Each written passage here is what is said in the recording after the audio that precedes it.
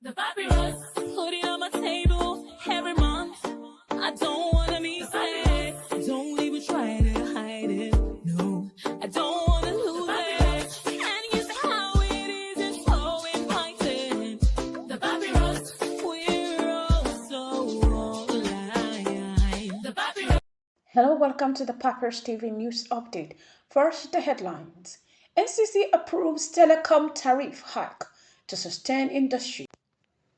World Bank debars two Nigerian companies over fraud.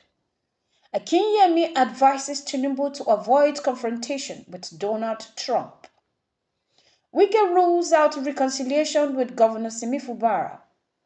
Shettima attends World Economic Forum in Davos. Release Nnamdi Kanu to ease national tension, Apostle Alao urges federal government.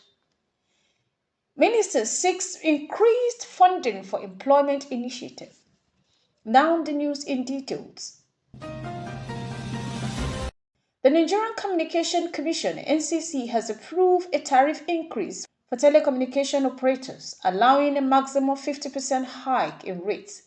This decision, announced by NCC Director of Public Affairs Ruben Moka, comes in response to operators' request to address rising operational costs.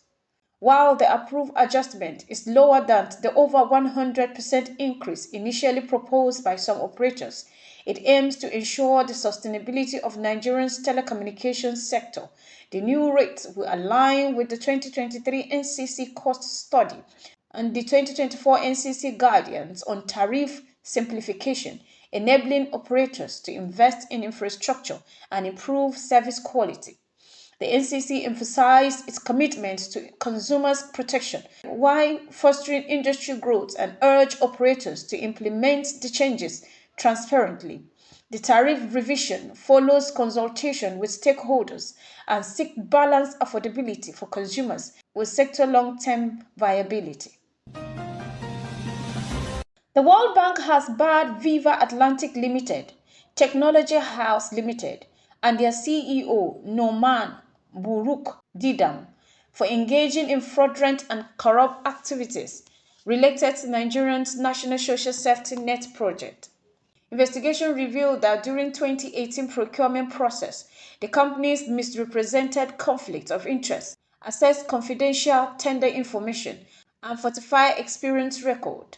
Viva Atlantic Limited also submitted false authorization letter and offer inducement to project officials for preferential treatment. The debarment, which falls under the World Bank anti-corruption framework, highlights the institution's commitment to promoting transparency and integrity in its projects.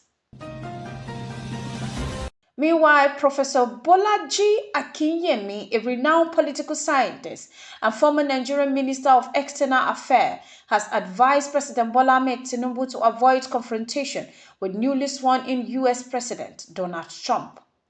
Akinyemi described Trump as a bully and cautioned Tinubu against antagonizing him, even if his action conflicts with Nigerian interests. There are ways to address his action without confrontation, Akinyemi said, referencing an African proverb about avoiding unnecessary fight with stronger opponents. Akinyemi also criticized Trump's inaugural speech as uninspiring and filled with hostile policies, predicting a challenging 4 years for global diplomacy. He warned that Nigeria should temper its expectations of Trump's administration, emphasizing the need for strategic diplomacy. In another development, the Minister of Federal Capital Territory, Nyesom Wike, has dismissed the possibility of reconciling with Rivers State Governor Simi Fubara. Speaking during a media briefing in Abuja, Wike criticized Fubara and his allies for failing to implement directive from President Bola Ahmed Tinubu during a peace meeting aimed at resolving the political differences.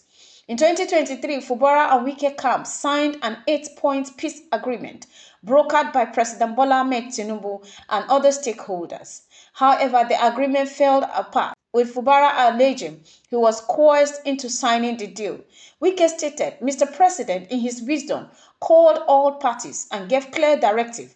He said, "Withdraw the impeachment notice, do this and that." Everyone agreed. While some steps were taken, others were ignored, and the directive were labeled political and unconstitutional. Who does that? The feud between Wike and Fubara reportedly stems from a power tussle over control of state political resources, which began shortly after Fubara's inauguration. The Vice President of the Federal Republic of Nigeria, Senator Kashim Shettima, has arrived in Davos, Switzerland, to represent Nigeria at the 2025 annual meeting of the World Economic Forum, WEF. The forum gathers global leaders, business executives, and development partners to tackle pressing economic challenges and develop strategies for sustainable growth. During his stay, Shettima will engage in bilateral discussion, an event aimed at bolstering Nigerian economic opportunities and addressing global risk.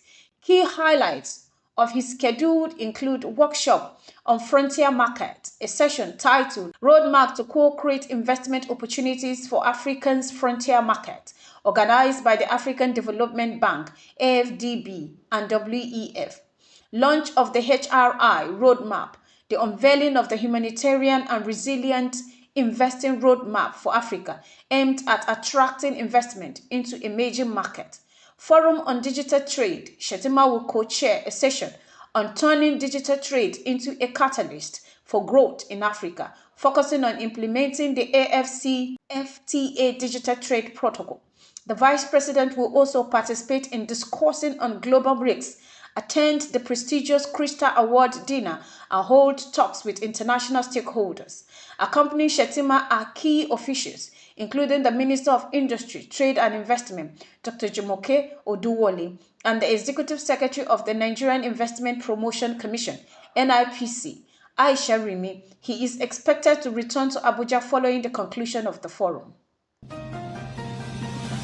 Moving on, the spiritual head of the Sacred Cherubim and Seraphim Church of Nigeria, His Eminence Apostle Prophet Solomon Alao, has called on the federal government to release Nnamdi Kanu, leader of the proscribed indigenous people of Biafra, IPOB. Speaking at the World Press Conference ahead of the Church's 95th General Conference in Lagos, Apostle Alao emphasized that Kanu's release would ease the growing tension in the country, particularly among the Igbo people. He stated, "The release of Kanu is important to Indigo. If you, President Bola Ahmed Tinubu, do so, you would be written your name in gold. His release will douse tension and restore hope for the Igbo people." Apostle Alao also advocated for political inclusivity, urging that the Southeast be given a chance to lead Nigeria. They feel insecure because they are being treated as second-class citizens in a country they are supposed to be part of, he added.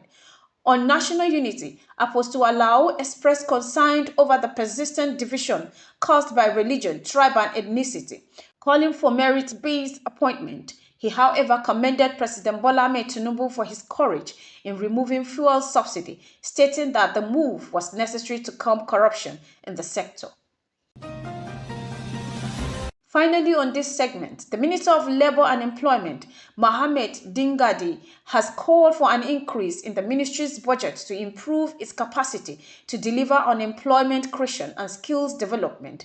Speaking on Monday, January 20, 2025, Dingadi highlighted the need for enhanced funding to renovate, reconstruct, and equip skills development centers nationwide, focusing on sustainable job creation. He stated, "The current budget of 46 billion naira is insufficient to achieve our goal. Prioritizing skill development program over temporarily unskilled job is essential to tackling unemployment." Key leaders from the Senate and House of Representatives Committee expressed support for the proposal, acknowledging the critical role of skill acquisition in reducing unemployment and fostering economic growth. This has been the Papyrus TV Africa. The papyrus, put it on my table every month.